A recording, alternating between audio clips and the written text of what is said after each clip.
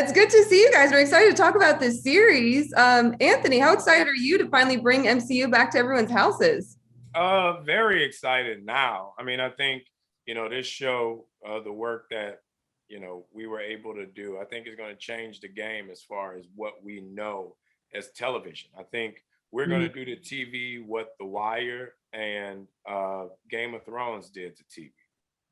Oh, okay. Are you drawing the Game of Thrones references and I mean, comparisons? Okay. I never watched Game of Thrones, but What? I think You never watched Game of Thrones? nah, nah. Sebastian, what about you? A Game of Thrones fan? You think it's the same? Think it's gonna be bigger? I've seen every episode. Twice. Now, what's crazy is my college classmate is a writer producer on Game of Thrones, and I refused to watch it. Did you tell your roommate that? You told your college roommate that I'm not watching your show? I told him, I was like, I'm not watching your show. Well, he needs to watch this show. Oh, he's gonna watch it, definitely. Yeah, exactly. Well, and Sebastian, tell me about the scale and scope when you guys were creating this series. I mean, was it almost like creating a new film every week? A little bit. I mean, or just one giant film altogether, spread across 6 different hours and trying to figure out how, we're going to get to the end of it, essentially, also during a pandemic. But yeah, it was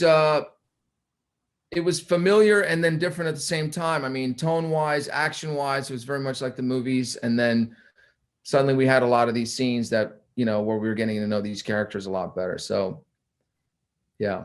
Yeah, it is cool. It is not, I mean, it's cool for us as viewers, I think, to see your characters and learn a little bit more about them. But it's also kind of cool to see you guys' bromance, like in front of the screen instead of just seeing it in interviews. I mean, Anthony, was it nice bringing you guys friendship back?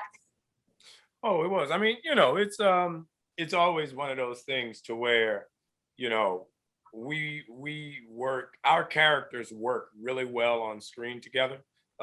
We make fun of each other, we support each other, we give each other notes and figure out what would those moments be, So we have that trust and understanding, and that's what makes it fun. Yeah, I agree. Well, and Anthony, I read a really interesting story the other day that said that you actually, when you got the call from executives after Endgame, you thought that you were either going to be fired or get a new show. What was that meeting like? And was that true that you thought that you were going to get fired? I definitely thought when they called and they were like, yo, come to LA. I was like, bet, I'm not going to that meeting. I'm going to get fired. If you're going to fire me, I'm going out this building with a bang. So there's no way I'm making it to the lobby without everybody getting smacked up. Deservedly so. I didn't get fired. Exactly. Well, and we're glad that you did it. I think it would have been really sad to see Falcon go. And it's kind of cool, like I said, to see you guys' characters go back and forth. I mean, even beyond you guys, I think there are some people who might expect to see some other Avengers on the series as well. I mean, Sebastian, are we going to see some surprise appearances? You will definitely see some surprise appearances. Obviously, there are surprises, which way we can't talk about them. But yeah, I think it's nice that you have now this platform to coincide with the movies. And like Kevin said, people are going to get used to the fact that characters are going to jump back and forth and all the stories are going to intertwine. Yeah, I agree. Well, and even beyond this series, I think this season, we've seen a lot of recognition for one of you guys' former co-stars, Chadwick Boseman. Anthony, what has it been like to see, the recognition he's gotten in awards shows, and how would it be if he got nominated for an Oscar posthumously? It's great. I mean, Chadwick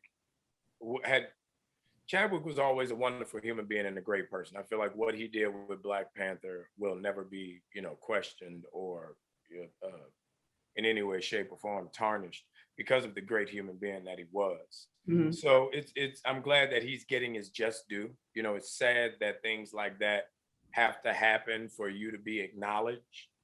But he had, he was at the precipice of everything he could have dreamed of in his career. Yeah. So I'm glad he was afforded that opportunity. I'm glad his family was able to see him have that opportunity.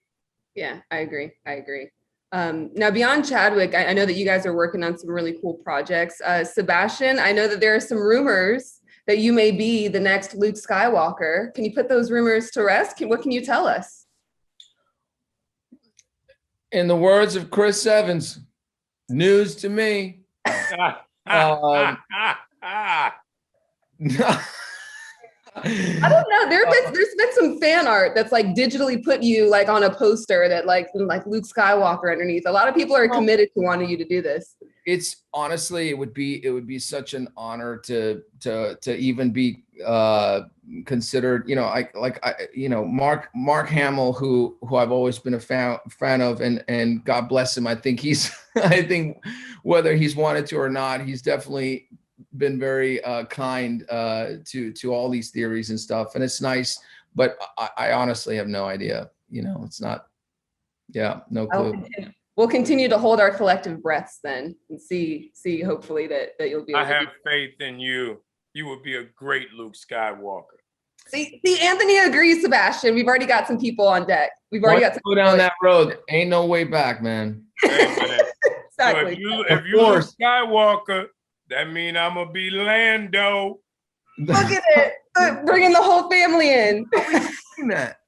Yo, I love it. All right, I'm out of time. Thank you guys so much. Great to talk with you, and congrats on this series. Thank you so much. Thank you for watching. If you want more extra, hit the subscribe button and the bell so you'll never miss a video.